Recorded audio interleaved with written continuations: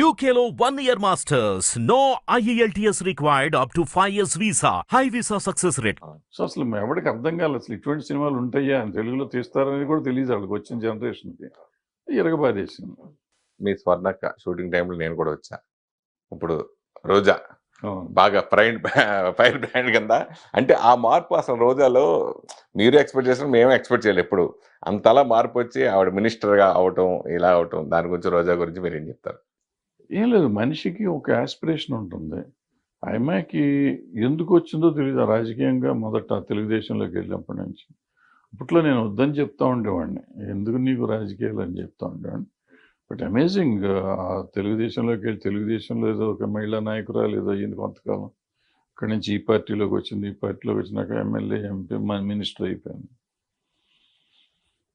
బాగుంది.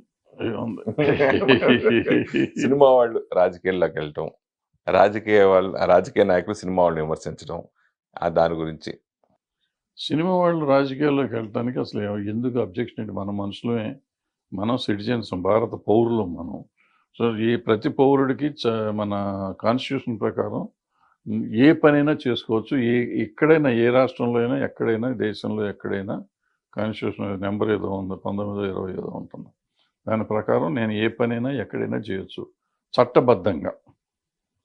సో నేను రాజకీయాల్లోకి నేను వెళ్ళే అర్హత నాకు ఉంది. నాకంటే సినిమా ఇండస్ట్రీలో ఉన్న ప్రతి మనిషికి ఉంది, ఇక్కడ ఈ సిటిజన్ ఆఫ్ ఇండియా కాబట్టి.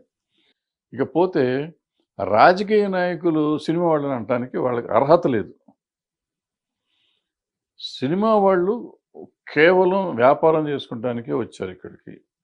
ఇంకొకటి ఏంటంటే వీఆర్ డ్రీమ్ మర్చెంట్స్, అంటే మనం కళలు అమ్ముకునేవాళ్ళం. రాజకీయ నాయకులు స్వార్థంతో వాళ్ళు త్యాగం చేస్తానికి వచ్చారు. వాళ్ళ జీవితాలు త్యాగం చేసి ప్రజల జీవితాలు కాపాడటానికి. అంటే మన కళలు వాళ్ళు సాకారం చేయాలి, మన కళలు నిలబెట్టేవాళ్ళు వాళ్ళు. సో వాళ్ళు మూసుకుని వాళ్ళ పని వాళ్ళు చేసుకుంటూ ఉండాలి. నేను డబ్బు తీసుకున్నానా తీసుకోలేదా అడుగుతానికి వాడేవాడు.